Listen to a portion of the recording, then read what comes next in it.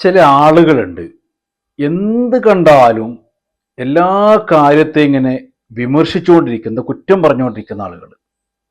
അവർക്കൊന്നും അങ്ങോട്ട് അംഗീകരിക്കാൻ പറ്റൂല.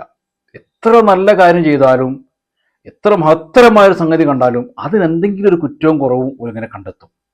ഇപ്പോൾ ഒരു കല്യാണത്തിന് ചെന്നാൽ നല്ല സദ്യയൊക്കെ കഴിച്ചിട്ട് വയറ് നിറയെ ഭക്ഷണം കഴിക്കുവര്, എന്നിട്ട് അവസാനം ഒരു പഴം അതും കൂടെ കഴിച്ചിട്ട് ഇങ്ങോട്ട് പുറത്തിറങ്ങിയിട്ട് പറയും, പോരാ, നല്ല ചോറൊക്കെ നന്നായിരുന്നു, പക്ഷേ അവസാനം കിട്ടിയ ആ പൂവമ്പഴം ഉണ്ടല്ലോ, അത് അത്ര വലിപ്പം വേണ്ടേ, എന്തിനാ അത്ര വലിപ്പമുള്ള പഴം, ഒരു ചെറിയ പഴമൊക്കെ കൊടുത്താൽ പോരെ. എന്ന് വെച്ചാൽ ഒരു കുറ്റവും കാണാൻ കഴിയില്ലെങ്കിലും അവസാനം കിട്ടിയ ആ പഴത്തിന്റെ പേരിൽ എന്തെങ്കിലും ഒരു കുറ്റം കൊണ്ട് പറഞ്ഞാലേ ഇവർക്കൊരു സമാധാനമാവുള്ളൂ. ഇന്നിപ്പോ കേരളത്തില് സ്ത്രീകൾക്ക് KSRTC ബസ്സിൽ സൗജന്യ യാത്ര അനുവദിച്ചു. അത് UDFന്റെ ഒരു തെരഞ്ഞെടുപ്പ് പ്രഖ്യാപനമായിരുന്നു. അവർ വിജയിച്ചു കഴിഞ്ഞാൽ അങ്ങനെ ഒരു സൗകര്യം ചെയ്യും എന്നവർ പറഞ്ഞിരുന്നു. അതിന്റെ ഭാഗമായിട്ട് ഒരു മാസം ആയിട്ടില്ല കേട്ടോ, UDF ഭരണത്തിൽ വന്നിട്ട് ഒരു മാസം കഴിഞ്ഞിട്ടില്ല. അതിനു മുന്നേ തന്നെ ആ സംഗതി പ്രഖ്യാപിച്ചു. പക്ഷേ KSRTC ബസ്സിൽ സമ്പൂർണ്ണമായിട്ട് എല്ലാ KSRTC ബസ്സിലും വേണം ഈ സൗജന്യം എന്നാണ് ഇപ്പം ആളുകൾ പറയുന്നത്. അത് കൊടുക്കൂല എന്ന് ഗവൺമെന്റോ മുഖ്യമന്ത്രിയോ മറ്റു മന്ത്രിമാരോ ബന്ധപ്പെട്ട ആരും പറഞ്ഞിട്ടില്ല. അത് കൊടുക്കും എന്ന് തന്നെ പറയണത്. ഇന്നത്തെ മുഖ്യമന്ത്രിയുടെ ഈ ഉദ്ഘാടന പ്രഭാഷണത്തിൽ പോലും പറഞ്ഞിട്ടുള്ളത് ആദ്യഘട്ടം എന്നാണ്. സൗജന്യ യാത്രയുടെ, സ്ത്രീകൾക്കുള്ള സൗജന്യ യാത്രയുടെ ആദ്യഘട്ടം എന്ന് അദ്ദേഹം വളരെ വ്യക്തമായിട്ട് പറയുന്നുണ്ട്. എന്ന് വെച്ചാൽ ഇതിന് രണ്ടാം ഘട്ടം വരാൻ പോകുന്നുണ്ട്. ഇപ്പൊ ഓർഡിനറി ബസ്സിൽ, അതുപോലെ ടൗൺ ബസ്സിൽ, ഇങ്ങനെ കുറച്ച് ബസ്സുകൾ പറയുന്നുണ്ട്. അത് ഈ ഗോവിന്ദമാഷ് പറഞ്ഞ മാതിരി ഏതോ കുറച്ച് ബസ്സൊന്നും അല്ല, അത്യാവശ്യം ബസ്സുകൾ ഉണ്ട് അക്കാര്യത്തിൽ. എന്നാൽ സമ്പൂർണ്ണമായിട്ട് മുഴുവൻ KSRTC ബസ്സിലും അങ്ങനെ ഒന്നും കിട്ടിയിട്ടൊന്നുമില്ല. അത് വരും, അടുത്ത ഒരു ഘട്ടത്തിൽ വരും എന്നവർ പറയുന്നുണ്ട്. അപ്പൊ അതിനൊരു സമയം കൊടുക്കാം, എന്നിട്ട് കുറച്ച് കാത്തു നിന്നിട്ട് 5-6 മാസം, ഒരു കൊല്ലമൊക്കെ കഴിഞ്ഞിട്ട്, എന്തായാലും 5 കൊല്ലത്തെ സമയമുണ്ടല്ലോ, ഈ 5 കൊല്ലത്തിനടക്ക് നടപ്പിലാക്കുന്നില്ലെങ്കിൽ നമുക്കവരോട് ചോദിക്കാം. ഇതിപ്പോ ഒരു മാസത്തിനുള്ളിൽ ഇങ്ങനെ ഒരു പ്രഖ്യാപനം നടന്നു. ആ പ്രഖ്യാപനത്തിലൂടെ ഉണ്ടായിട്ടുള്ള സൗകര്യങ്ങളെ കുറിച്ചുള്ള ചർച്ചകളാണ് നടക്കുന്നത്. ആ ചർച്ചകളിലേക്ക് നമുക്ക് പോയാൽ സോഷ്യൽ മീഡിയയിൽ രസകരമായ ചർച്ചകൾ നടക്കുന്നത്. നേരത്തെ പറഞ്ഞ ആ പൂവമ്പഴത്തിനെ കുറ്റം പറയുന്ന പല ആളുകളും ഉണ്ട്. അതിൽ ചില ആളുകൾ പറയുന്നത് ഇങ്ങനെ സ്ത്രീകൾക്ക് അങ്ങനെ കൊടുക്കേണ്ട കാര്യമൊന്നുമില്ല, സ്ത്രീകൾക്ക് കൊടുക്കേണ്ട പുരുഷന്മാർക്കും കൊടുക്കണം, പാവപ്പെട്ടവർക്ക് മാത്രം കൊടുത്താൽ മതി, അതൊരു പാസ് വെക്കാം, ഇങ്ങനെ പല നിർദ്ദേശങ്ങളൊക്കെ, രസകരമായ നിർദ്ദേശങ്ങളൊക്കെ വരുന്നുണ്ട്.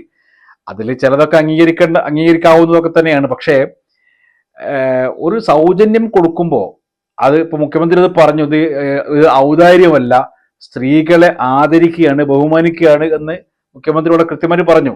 അത് മുഴുവൻ സ്ത്രീകൾക്കും കൊടുത്തു. ഇനി ഈ സൗജന്യം എല്ലാവർക്കും വേണ്ട എന്നുള്ളത് ഒരു സത്യം തന്നെയാണ്. ഇപ്പൊ നല്ല ശമ്പളമുള്ള, അല്ലെങ്കിൽ ആ ശമ്പളം അല്ലാതെ മറ്റെന്തെങ്കിലും രീതിയിലുള്ള വരുമാനമുള്ള, സാമ്പത്തികമായിട്ട് ഭദ്രതയുള്ള സ്ത്രീകൾ ബസ്സിൽ കയറുന്നുണ്ടെങ്കിൽ, അങ്ങനെയുള്ള ആളുകൾ ബസ്സിൽ കയറൽ കുറവായിരിക്കും, അവർക്ക് കാറോ സൗകര്യങ്ങളൊക്കെ ഉണ്ടാവും. ഇനി അങ്ങനെ ആരെങ്കിലും കയറുന്നുണ്ടെങ്കിൽ അവർ ടിക്കറ്റ് എടുത്തോട്ടെ. കേരളത്തിലെ മുഴുവൻ സ്ത്രീകളും ഇനി ഓർഡിനറി ബസ്സിൽ കയറുന്നുണ്ടെങ്കിൽ ടിക്കറ്റ് എടുക്കാൻ പാടില്ല, പൈസ കൊടുക്കാൻ പാടില്ല എന്ന നിയമമൊന്നുമില്ലല്ലോ. അപ്പൊ അങ്ങനെയുള്ള ആളുകൾ അവർ കാശ് കൊടുത്ത് പോകട്ടെ. അതാണല്ലോ മര്യാദ, മാന്യത എന്ന് പറയുന്ന സംഗതി അതാണല്ലോ. എനിക്കതിന്റെ ആവശ്യമില്ല, ഇങ്ങനെയുള്ള സൗജന്യം പറ്റേണ്ട ആവശ്യമില്ല. അതിന് ആവശ്യമുള്ള ആളുകളുണ്ട്. ഇപ്പോൾ കുടുംബശ്രീയൊക്കെ ബന്ധപ്പെട്ടുള്ള ജോലിക്കൊക്കെ പോകുന്ന ആളുകൾ, അതുപോലെ ചെറിയ സ്ഥാപനങ്ങളിലൊക്കെ വളരെ തുച്ഛമായ ശമ്പളത്തിന് 3000-4000 ഒക്കെ ഇങ്ങനെ മാസത്തിൽ വാങ്ങുന്ന, ആകപ്പാടതൊക്കെ കിട്ടുന്നുള്ളവർക്ക് 3000-4000-5000 ഒക്കെ പല സ്ത്രീകളും ശമ്പളം വാങ്ങുന്നത്. അപ്പൊ അങ്ങനെയുള്ള ആളുകൾക്കൊക്കെ ഈ ഒരു ബസ്സിന് കൊടുക്കുന്ന പൈസ അത് ഒരു വലിയ ഒരു ആശ്വാസം തന്നെയാണ് അവർക്ക്. അവരത് ഉപയോഗിക്കട്ടെ, അല്ലാത്തവരും മാറി നിൽക്കട്ടെ.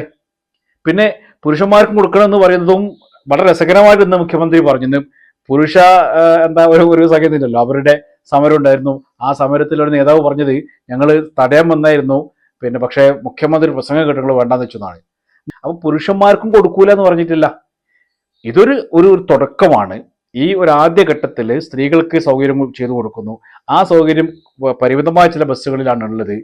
ആ ബസ്സുകൾ ആ ഒരു ഇനത്തിൽ വരുന്ന ബസ്സുകൾ തന്നെ കേരളത്തിൽ അങ്ങോളം ഇങ്ങോളം സമ്പൂർണ്ണം, ഇന്നിപ്പോൾ തിരുവനന്തപുരത്ത് തന്നെ ചില പ്രശ്നങ്ങളൊക്കെ ഉണ്ടായതായിട്ട് ചാനലുകളൊക്കെ റിപ്പോർട്ട് ചെയ്യുന്നുണ്ട്.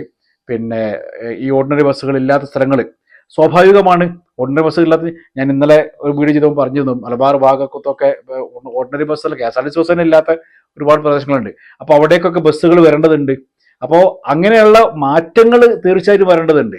ആ മാറ്റങ്ങളിലേക്കുള്ള ഒരു യാത്രയിലാണ് ഇപ്പോൾ നമ്മളുള്ളത്. അങ്ങനെ ഒരു ഒരു ഒരു സംഗതിക്ക് തുടങ്ങുമ്പോൾ നമ്മൾ അതിനെ ഒരു ഒരു ഒരു സന്തോഷത്തോടു കൂടി, സ്നേഹത്തോടു കൂടി സ്വീകരിക്കുക. എന്നിട്ട് നമ്മളും അതിൻ്റെ കൂടെ നിന്നിട്ട് അതിന് വേണ്ട ഒത്താശകളൊക്കെ ചെയ്തു കൊടുത്തിട്ട് നമ്മുടെ നാടല്ലേ, നമ്മുടെ നാടിന് വേണ്ടി ചെയ്യുന്ന ഒരു സംഗതിയാണ് എന്ന് മനസ്സിലാക്കിക്കൊണ്ട് കാര്യങ്ങളെ ഒരു ഒരു ഒരു സന്മനസ്സോടു കൂടി, സ്നേഹത്തോടു കൂടി, സന്തോഷത്തോടു കൂടി ഉൾക്കൊള്ളുക. നേരത്തെ ഞാൻ തുടക്കത്തിൽ പറഞ്ഞ ആ സദ്യ കഴിച്ചിട്ട് പഴം തിന്നിട്ട് പഴത്തിൻ്റെ കുറ്റം പറയുന്ന രീതിയിലുള്ള, എല്ലാത്തിനും കുറ്റം പറയുന്ന ഒരു സംഗതിയിലൊക്കെ മാറ്റിവെച്ചിട്ട് കുറച്ചൊക്കെ നമ്മൾ നന്മയുടെ കൂടെയും കൂടെ നിന്നു കൊടുത്താൽ നമുക്ക് തന്നെ ആയിരിക്കും അതിൻ്റെ ഗുണം ഉണ്ടാവുക.